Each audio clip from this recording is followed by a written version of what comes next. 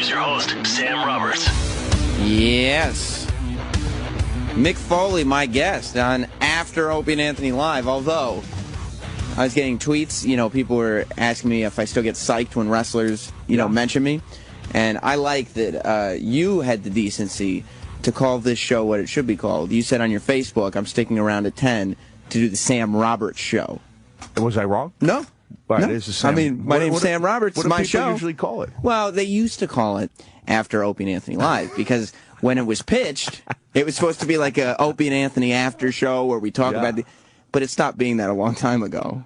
Well, I'm glad I could do your talents justice then. That's right. That's right. We have it that you may be making a cameo for me on June 1st. Sam, this is I'll explain the role to you later. You may or may not want to do it. It's up to you, but it will be one of the great pops, as we say in wrestling, of do either of our lives. I'll do most anything for a good pop. You know that, Mick. I mean, I didn't want you to feed me steak and rice when we first met. That was the first time, That right? was our first meting, but I did that. Yeah, and a pretty good lasting friendship since then. I think so. How many years ago was that? Well, my hair was short. So that was probably, what year was that, Eric? 2007. 2007. 6 years, yeah. Yeah. You since met my It's wife. for your birthday. Yeah, and that's your wife now. Yes, we're married. We got married almost a year ago. And that was the immediate feeling I got was the immediate feeling people used to get when they'd meet my wife, which is How?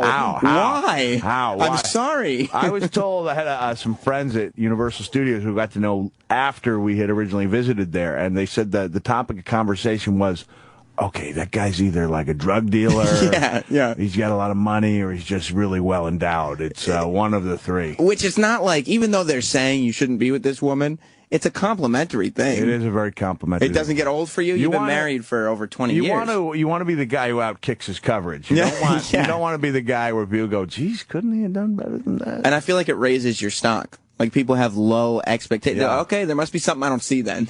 And my wife really came through when we did celebrity wife swap. Well, of course she was great. Yeah. Yeah, but that's because she got to hang out with Antonio Sabata Jr.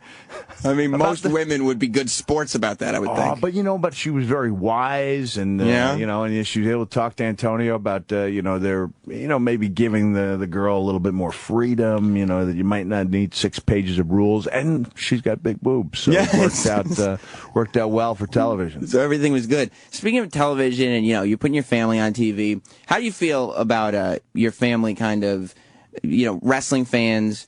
And all these people becoming aware of who your family is, developing opinion, like your daughter. Yeah. Now she's 19. Now she's the type of person that guys are going to be looking at. Right. And then she's got a lot of followers. Few thousand followers, which is a lot more than she'd have if she wasn't my daughter. And I feel funny about it. Like, even when she would send me a wonderful tweet, and I'm so proud of her and she loves me so much, I still feel very hesitant to put out anything about, because you have mentioned her before. I have a couple of times, and I read that tweet and I go, I don't know if this is a great idea. A couple of times, like when she I think when she went away to college, and I sent a really nice message to her, and then she sent me something beautiful back, and I just thought, or when she graduated high school, it was like, if I don't retweet this, I don't want to hurt. You walk that line between not wanting to hurt anyone's feelings and having people intrude. But do people start commenting yeah, they do. But it's almost always complimentary. I've gotten almost all the haters off my site, which apparently is not true with your. You still get some hate mail, right? Me? Yeah. Oh my God, yes, it's horrible. And I can't block everybody because I still look at the numbers. Yeah, like Twitter followers. And when you block somebody, first of all, I don't know why they're mad at me and following me, but you can't block everybody. I saw a great tweet from Andy Richter, and he said, "In honor of those who go out of their way to say they're unfollowing me, I spent the night calling up restaurants to tell them I wouldn't be dining there." Mick, this is DJ Whoo Kid. Have you ever met DJ Whoo Kid? I don't think so. What's up, man? You doing okay? I'm cool, man. I'm just mad right now. Why are you mad? He defeated the Black Hope, man. I ain't like that. What do you mean? He fought Hulk Hogan. And Hulk, have you ever wrestled Hulk Hogan? Actually, I never did. No. I could have sworn you had him on a little pressure cooker. Like we had a verbal interaction that got intense. But no, I wish I had. I mean, that's one thing I wish I'd done is wrestle the Hulkster. Hulk Hogan is not the great black hope. I know. Black people, they like Mick Foley. We talked about this before, but they all call him Mankind. They do. It's a funny thing. You hate to group anyone by... Of course. But I will say, like, as we were just talking about Twitter, people from the Middle Eastern part of the world tend to be a little more vociferous in wanting you to follow them. Follow me, please. Please, follow me. And I know that's true, because anytime a wrestler mentions me, whether it's you or Punk or Riot, anytime Michael Cole, anyone... I always get Middle Eastern tweets like, follow me, not Sam. They don't understand that you can't follow. Yeah, so that's a Middle Eastern thing, so I'm lumping them into one huge... So you got Muslim, like, Twitter followers? Oh, yeah, many. Muslim or from India would be Hindu. But when it comes to my, urban audience, urban audience, that was the biggest thing for me when I realized that I remember, and this is going to sound so politically incorrect, but when I was struggling in Memphis, Tennessee, one of the top wrestlers there who'd grown up in the South, he goes, Jacko, I think you're going to make it. And I said, why is that? He goes, because you've got the black audience. And I said, what does that mean? And he just said, historically, like, they knew their wrestling better than they had this is such a generalization, of course, but it's a positive generalization that they were better at spotting, reality and finding someone that they could, that's interesting. So the promoters would think, as goes the black audience, so goes the general public. That within a few years, the white audience will catch on. That was the idea. Well, that's true, though, because, I mean, you look at what, like, white kids wear now. It's what black kids thought was cool, like, a year ago. Yeah. I mean, black people tend to be on the cusp. We're a little late, but he still got the little Rick Ross beard, I could relate to him, Yeah. Well, big like Rick Ross, you know. He's a boss? He's not a rapist. Are you a rapist? No, okay. No. Make that not clear. only am I not. Man. You look like a rapist, though. No, how dare you? I was actually the RAIN, which is anti-sexual assault organization. I was their volunteer of the month 2 years ago. Yeah, this is a guy who's gone way out of his way to donate money and to create awareness. Stop rape. For a rape charity called RAIN. Rape. Oh, wow. Abuse, incest National Network. Yeah, it's a great charity. I was talking to a friend of mine from school. This is not a funny story, but it'll give you an idea. It's a tough subject. Yeah. And it's a very pleasant sounding name. RAIN, it sounds so nice. And then my friend said, oh, and what is that? I said, I've been volunteering for a group called RAIN. She goes, oh, what does that stand for? And by the time I got to the third word, I said rape, abuse, incest, and there were tears streaming down her face. And she's going, so you do volunteer work, huh? You do that's really good of you. And then about an hour later, she goes, in case you couldn't tell, that hit a little close to home. And I said, yeah, I did. I could tell a little bit. So I did a lot of work. So I would be the anti-rape guy. Yeah, that'd be the furthest thing from that guy. But Whoo Kid's the guy to ask the questions. He's the guy who's like, I don't know. Yeah. And so I'll ask. I'm here to learn, man. Yeah, exactly. Let me ask you, Mick. I was wondering today, while all the debauchery was going on your appearance on the Opie and Anthony show. Yes. Because I also think you got to be tired of doing the wrestling interviews because it kind of gets to be the same questions a lot. It can be, yeah. But then in here, I'm like, but he can't be comfortable while they're just literally on the Opie and Anthony show. They try to throw whatever they can to make you feel as uncomfortable as possible. I thought I wish I hadn't shared the story about the numbness in my genitals when I drive long distances. What the hell? And getting pulled over. Well, your nerves get trapped in my case. And then I was like, wait a second, I've lost feeling in my genitals. Now I'm wishing I didn't tell it, but I'm going to tell it again. Whoo Kid hasn't heard it. Yeah, and so paralysis? you lose that sensation if you've done what I did for so long on the concrete floors. And while I was reaching to make sure they were still there, I was accelerating on the gas pedal and got pulled over. And my explanation for speeding was that I couldn't feel my penis. That's ill. And you told that to the police officer. Like, he told the cop that? Yeah, and I explained to him, I said, nerves are trapped, pinched, and I lost sensation in my penis. I wasn't sure it was there, and I was reaching to reassure myself, and I accidentally stepped on the gas pedal. That's the instinct. I better double check that it even is there. You get a ticket for dick paralysis? No, I think the speeding was the issue. Speeding was, yeah. There's no law against paralysis, yeah. Right. I mean, I got pulled over when I called in from, you remember when I got locked up? Well, Whoo Kid? I had ass paralysis, like my asshole. I couldn't feel it. Yeah, I don't know where that comes from. I mean, you know when you squeeze it, but I no, I feel don't. It. Okay, I don't, unfortunately. Let's get out of that. Let's get out of this subject. Whoo Kid was pulled over recently, actually. So you're saying? Yeah. No. If I don't know, we could conceivably have a sexual action that neither one of us would feel. That would, right? Yeah, conceivably. Now you're not pitching this. Not pitching you because idea. I don't have anything planned for today's show. So if you guys want to shut the curtains, we'll turn the camera off. I ain't showing my asshole. Can you feel this? Yeah. No, I got nothing. Wait, the feeling's back. Get it out. Yeah. Mr. Foley, your balls deep. But I don't know. I've got nothing. No feeling. It feels good that at least a white person is scared when they get pulled over too by the cops. We're connected now. Man, it's a scary thing. But Whoo Kid was recently pulled over. Yeah, for what? And I go home. He was on my show. I got pulled over for being a nigga. And I don't know if that was the reason. Can I quote a Bob Dylan song? This is a song about Reuben Hurricane Carter. And he says in Patterson, he pulled over, he goes, what's the word? He goes, in Patterson, is that just the way it goes? If you're black, you better not show up in the street unless you want to draw the heat. Good impression. Here's the story of the hurricane. The man the authorities came to blame for something that he never done. The problem is stuck in a prison cell, but one time he could have been the champion of the world. You've been working on that. Bob Dylan, Hurricane. Whoo Kid, unfortunately, though, he takes that excuse. But he's guilty of everything they accuse him of. It's not a racial thing. He had 13 suspensions on his license. Yeah, well, 8. You can knock 5 off of that. Okay, Come on, 8 suspensions on his license. So he's doing this show. I go home, and it's like the afternoon, and all of a sudden I start getting pictures tweeted because all the hip-hop blogs have pictures of Whoo Kid with handcuffs behind his back getting walked off, in a police car. I'm like, what's going on? I'm texting him, no text back. And so I talked to a couple of my buddies who are cops and say, can you look into this? Can you see what's going on? And we figure out it was some kind of traffic stop. So I text Whoo Kid the next morning, and I go, look, I'm sure you don't have your phone on you right now, but whenever you get out of jail, if it's before 11 o'clock, call my show, because I got it. And he got out. It's like 10:30. The first call he makes when he gets out of jail. It's to you. And it was February 1st. And Whoo Kid started that phone call with, Happy Black History Month, I'm out of jail.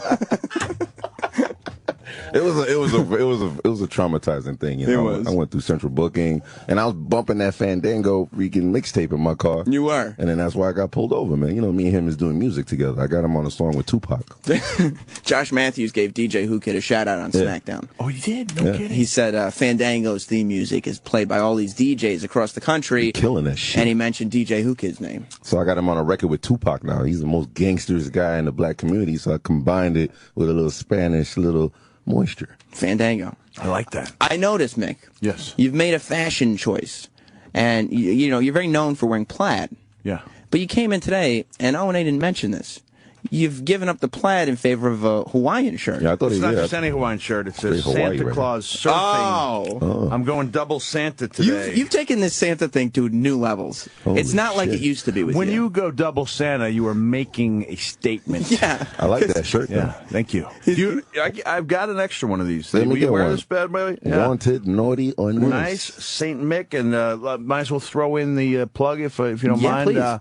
Starting June 3rd, we got a Kickstarter for a Santa Claus documentary that I'm part of. Wow. It starts June 3rd, and you can get all kinds of, obviously prizes from this shirt to an autograph to like the big package where you go to, WWE SmackDown taping, lunch with me, all kinds of Santa stuff.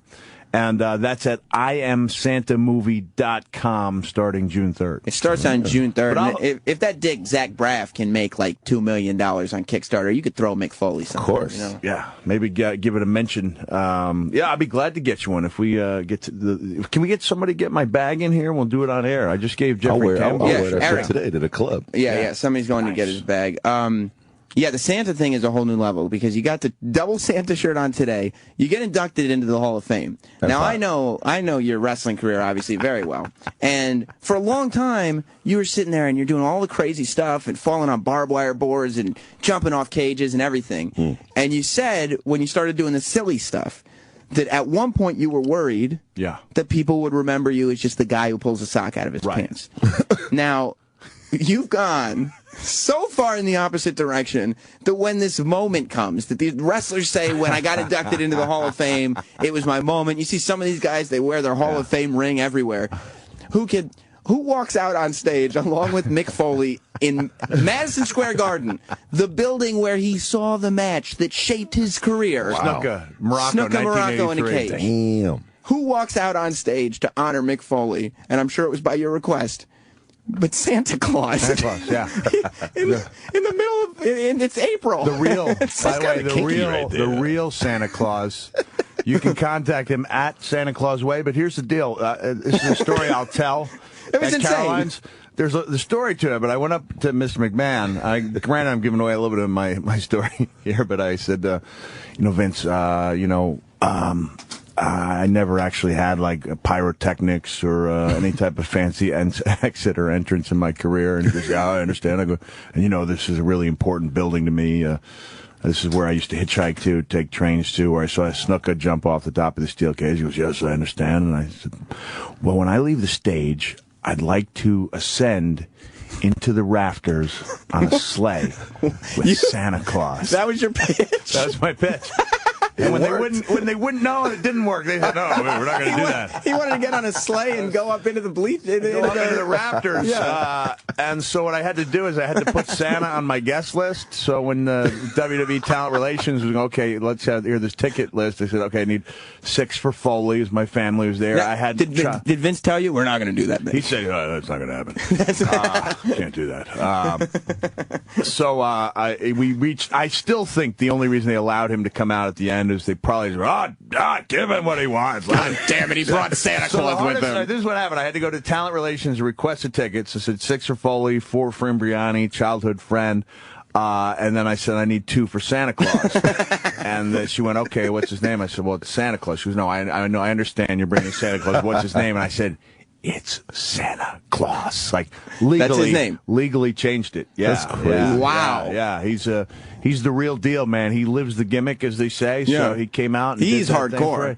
That's hardcore. I mean, you talk about hardcore. When you make that's a level of commitment that I respect. That's right. Crazy. Yeah. And if people, at Santa Claus Way, just check him out, or oldmanchristmas.com. He's the best Santa in the business. That's amazing. And they did change your graphics, I noticed. I don't know if you noticed that, but on the big screen, they had like he comes out and he's talking about his career, and they have the happy face with the Hannibal Lecter Mankind mask on it, and barbed wire and stuff on it to represent everything he's done. Santa Claus comes out, and all of a sudden this happy face is wearing a little Santa hat. It's like, Mick, what does this have to do with your wrestling career? I didn't even know that.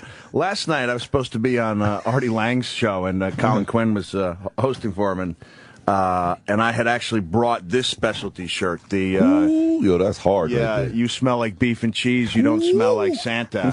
What does that mean? Well, you don't remember Elf? That's where Will Ferrell's like, Santa, I know him, and then he walks up. It's Artie Lang with the fake That's beard. A great shirt. He was like, and Will goes, you don't smell like Santa. You smell like beef and cheese.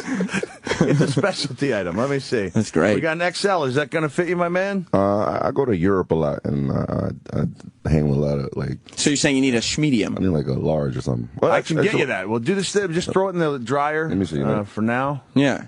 There you go. You can rock that. I get a bitch to pee on it or something. Right. I think if you get a bitch to pee on it, it'll shrink up a little bit. I think that's on the tag too. Yeah. Now, do I have to let you go to make a flight, or are you going to hang out? You know what? I've got to do a little wrestling interview in a few minutes. I'll miss the flight to hang out with you guys. Good. Fuck that.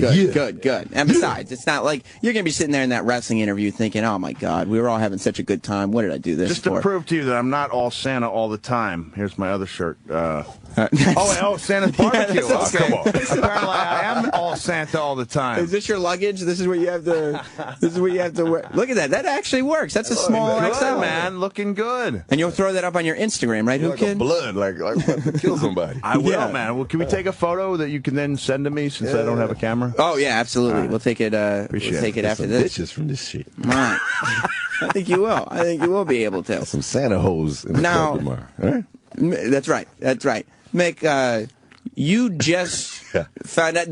What I just found out, I can't believe that you really go to bed watching Christmas stuff. Do you mean before you go to sleep, you're always watching Christmas movies? I find it relaxes me. Either my son got me a Kindle Fire for Christmas, and so I can either look up like Christmas stories that I can read, whether it's classic. Get out of here. Some of the classics, the Dickens and. Does your wife ever go, Mick? My wife. Here's a Christmas true. is once a year. We're done with This is a it. true story, and I'll mention the young lady's name because she's a beautiful young lady. Mm-hmm. When I went to the Madison Square Garden to see the Knicks game, the WWE had set me up in the front row. You remember seeing me there? I saw him there. Yeah. You did. Sal's a big Yeah. Knicks fan. In the front row because we had the Hall of Fame coming up there a month later, and so and this beautiful young lady sits down next to me. I immediately get insecure, thinking, "Oh, I'm sure she's thrilled to be sitting next to a guy like me." And then the Knicks people come over and they start saying, "Okay, next time out, we're going to do a little camera shot of you, and then we're going to do an interview at halftime." And they walked away, and she goes, "Oh, what do you do?" And I said, "Well, I wrote a memoir that was pretty popular." And she goes, "Oh, what's it about?" And I said, "My time in prison." And then I went back to watching the game. Then they threw up the wrestling stuff, and from that point on, I found out she was a Rockette. And if someone wants to follow her, it's Andrea Pincris, I believe. Pincris. And as soon as I heard she was a Rockette, I was all over her about the Christmas Spectacular. Of course you were. And Kicking like crazy. Do you actually get to meet Santa?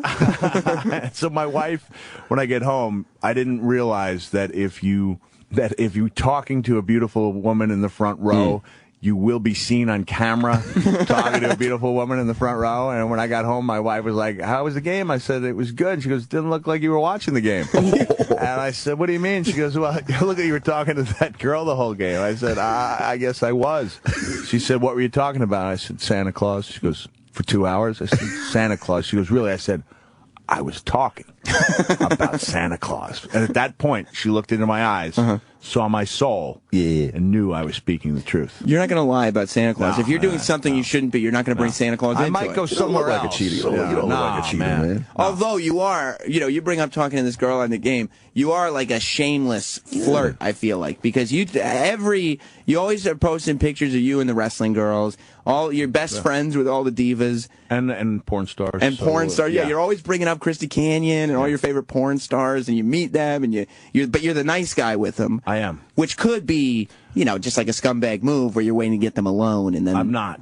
I've lured I you. admitted there's a porn star that as a small child, I'm very close with the star, and I admitted I had a fantasy about her. And she was like, this would be a text. She was like, "What is it?" And I was like, "I'd really like to be Santa Claus, for your daughter." Like, that was what I wanted to do. Like, because I could spread joy that way, and there's not many people who look at her body of work and think, "I'd like to dress up as Santa Claus." Well, they're usually not thinking I'd like to spread joy as much as.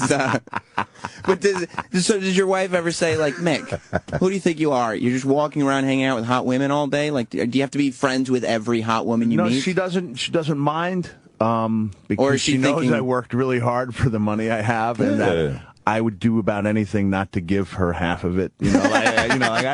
Honestly, that's You're too cheap to cheat because it would mean a divorce, and it you're not would gonna. cost me a lot. It would cost, and also I don't want photos of my. Any cheating would eventually involve me being naked in front of somebody. And I was yesterday completely naked in front of a woman, but she was blind. What- So that's how did my this happen? my blind massage therapist, Jessica. Wow. Yeah, and fuck outta no, here. I'm not kidding. Like, it took me 6 months before, and she go, "Mickey, you can take off your underwear." I kept them on, and she said, to work the glutes, you need those undies off. Sure. And when I finally took the underwear fuck off, outta here. not kidding you. Yeah, I felt so free, I felt so This is how free. I was But to meant to make be. sure that she really was blind and wasn't working it, I walked up to her and I went, Waving your hand. With your dick in front of her face. You can't see me, right? You can't see me. You can't She's see like, me. Yeah. No, Mick, I can't see you. I can't. I think that, you know what? I think the Busted Open Radio guys are calling to me. Oh my God! Yeah, I see him. Can I just mention Caroline's is the big one, June 1st, but we got June 6th in Long Island, Edmonton, and Calgary. First shows sold out. Sam, things are going really well. They're going really well. Yeah, I heard you talking about. So, are you focusing more on the fact that you know that you have wrestling fans coming to these shows, so you're going to go heavy on the wrestling stuff? Definitely, but I do it in a way where if I can work Santa into the equation, when you can throw Santa Claus and a porn star into a wrestling story, then it makes it interesting for me. Right. So it's not just about like for example, I didn't know until I heard Terry Funk at the Hall of Fame. I didn't know that what The Undertaker said to Terry during the Hell in a Cell match, even though I had seen that Undertaker said something to Terry Funk when I was on the mat and unconscious. But what he said, and I'd seen him say something, just never occurred to me to wonder what he said. But he went up to Terry and he went, "See if he's alive."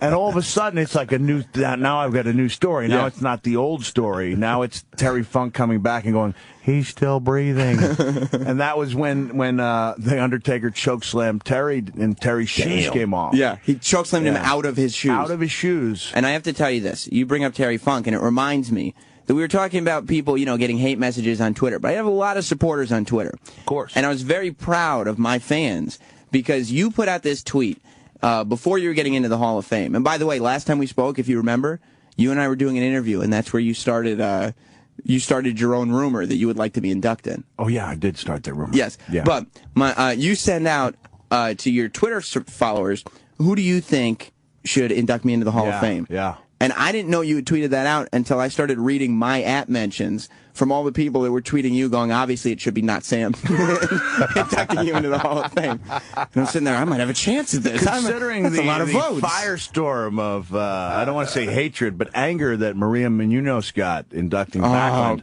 Oh, wow. And she was such a nice person, but I think she went a little too long. And I think that the she fans wouldn't stop. Yeah. Because she got booed. Because the fans decided we're going to boo anybody who's not a wrestler. Yeah. Oh, shit. And so she comes out and they started booing her. And she, instead of in her head going, I'm going to cut this short, she was like, you know what? I'm going to be a survivor here. I'm going to do what I plan to do. And she did this long induction for Bob Backlund and just got destroyed. And then Bob came out, and the first thing he did was take off his jacket. I was asked, I'll close with this before I do Busted Open.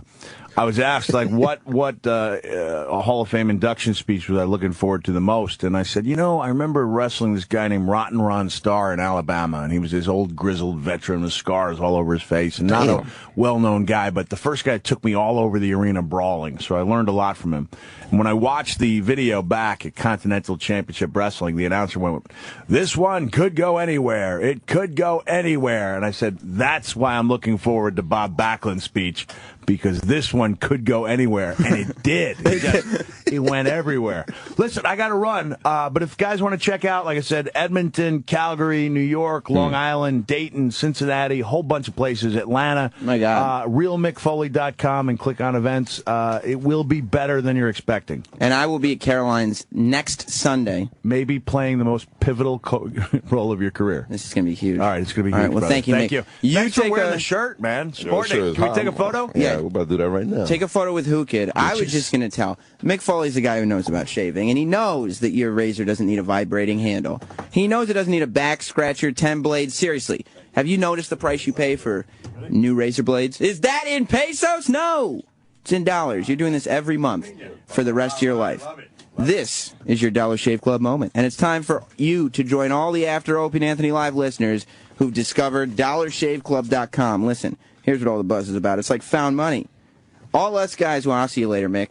I'll see you on Sunday. This is the next least Sunday. Enthusiastic. Can I read this commercial? Yeah, oh yeah, dude, they'll love it. Okay, disregard everything I've said so far. All right, let me do this. All right, from the top. Disregard everything. They're going to love this. Your razor doesn't need a vibrating handle, a back scratcher, and 10 blades. Seriously, have you noticed the price you pay for a new razor blades? It's how much?